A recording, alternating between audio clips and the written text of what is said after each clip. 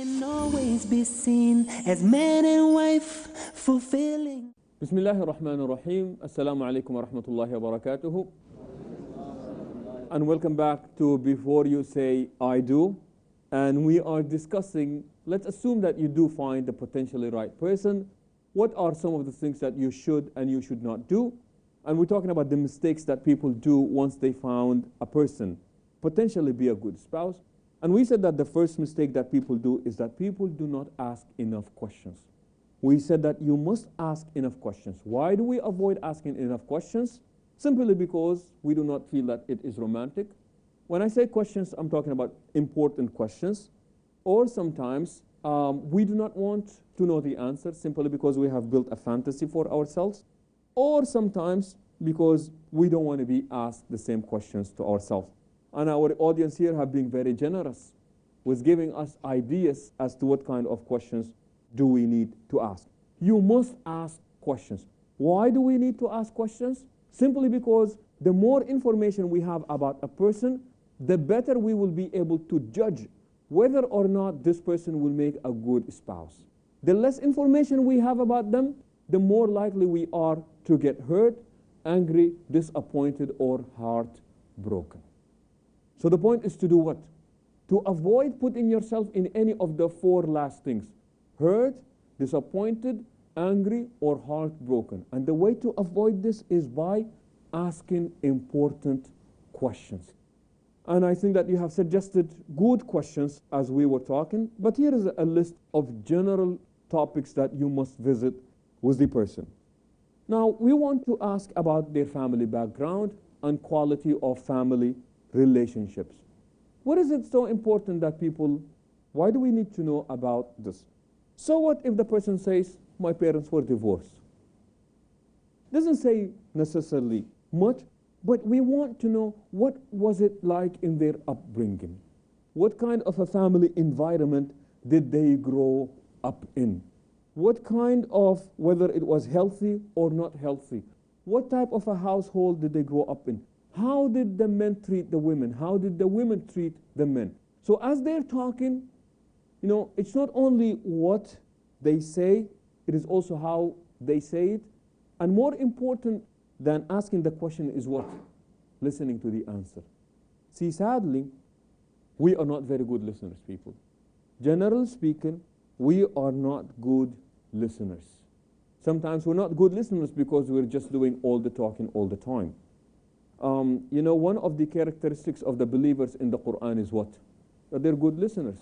Allah subhanahu wa ta'ala describes them as saying, فَبَشِّرْ عِبَادْ الَّذِينَ يَسْتَمِعُونَ الْقَوْلَ فَيَتَّبِعُونَ أَحْسَنَهُ. So give the glad tidings to my servants. They are those who hear what is said, or they listen to that which is said, and then they follow the best of what they have heard. What do people in the hellfire regret most? That they did not listen. That they did not listen. And they say, وَقَالُوا لَوْ كُنَّا نَسْمَعُ أَوْ نَعْقِلُ مَا كُنَّا فِي أَصْحَابِ السَّعِيرِ. And they said, had we been a good listeners, or we had been endowed with intellect, we would not be in the blazing fire. So you must be a good listener. It's not enough that you just ask the question. You must also be able to see, how does the person say the answer? What is the facial expression as they are saying the answer? Remember, I am about to commit to this person for the rest of my life. It's not enough that I just hear what she is saying. I must also listen to what is being said and how it is being said. So I want to know about the family background. I want to know about past relationships, if there were any, and the reasons why that these relationships did not work out. I want to know about their ethics, about their morals. I want to know about their values. I want to know about their attitude, about love and commitment. I want to know about their spiritual and religious philosophies, which is something that was suggested earlier. I want to know about their personal and professional goals. Now, this does not necessarily tell you everything about the person, but it creates a good ground for you to be able to make the decision. Do I want to go on, or do I not want to go on with this kind of basic information about the person? Now, there is one that is very similar to this, and I believe it is going to be the second mistake. We either do not ask enough questions, or many times we ignore warning signs of potential problems. Remember what we said a few episodes ago? That every time we are revealing something about ourselves, all the time, be it in our reaction of how we talk, how we feel about that which was said to us, we are constantly making a statement about ourselves, if people are paying attention. So what happens is that sometimes we hear things that people are telling us, and we ignore these potential problems. Why do we ignore these potential problems? Let me give you an example, and this is the last statement that is down there. Brother at a restaurant. So this guy is interested in this sister, and they decided with her and her brother, they were going to take him out and have breakfast together at a restaurant. So the brother, who's interested in the girl, along with the sister, whom he is interested in her, and her brother, they went out to have breakfast together as a chance to get to know these people better. And here's what she said. She said, we go there, and I am observing this person. Said every time a woman passed by, he made sure that he looked at her all the way until she can no longer be seen. Would you say that this is a potential warning sign right there? Every time a woman passes by, he would make sure that, and because this has been a habit ingrained in the person for so long, he forgot that he is here sitting with these people that are observing him, and he was just acting his habit out again. Is this a warning sign? Oh yes, it is. Would it be smart on her part to ignore this potential warning sign? Oh no. Oh no. So as people are talking to us, you have got to remember this. And that is why when people come to counseling, there is this phrase that I just cannot tell you how many times I have heard it. You have changed, you used to be different. No. The person was always like that, you just didn't see it. The person was always like that, you just did not see it. The person was always angry, you just did not see it. You were too blinded by love. The person has always been a pessimist, you just did not see it. The person has always been a terrible listener, a terrible communicator. You were just too blinded by love, you did not see it.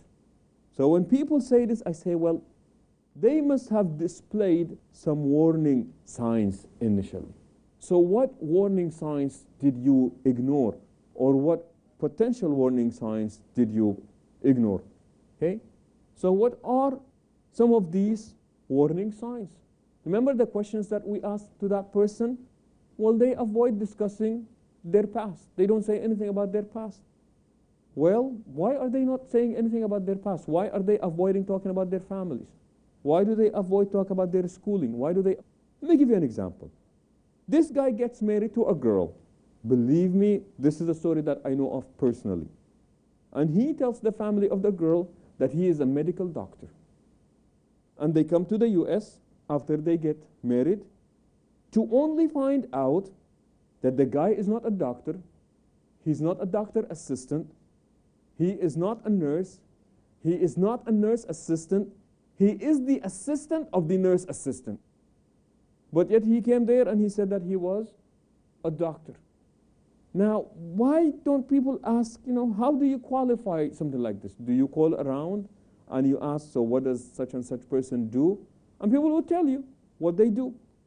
I know another family, the guy goes there and he tells the family that he is a pilot. Pilot, that's a really exciting job. You get free tickets. You go all over the world with me. I am a pilot. Only to find out that the guy was a clerk. Now, had he said that he's a clerk, there is nothing wrong with being a clerk. There is nothing wrong with being an assistant for the assistant of the nurse. There is nothing wrong with that. That's all the time that we have for this part of our program. Very grateful that you have joined us. And as always, we look forward to your comments and to your questions and to your remarks. You may do so at yasir@peacetv.org. Until we meet next, inshallah, we say so long and assalamu alaikum wa rahmatullahi wa barakatuh.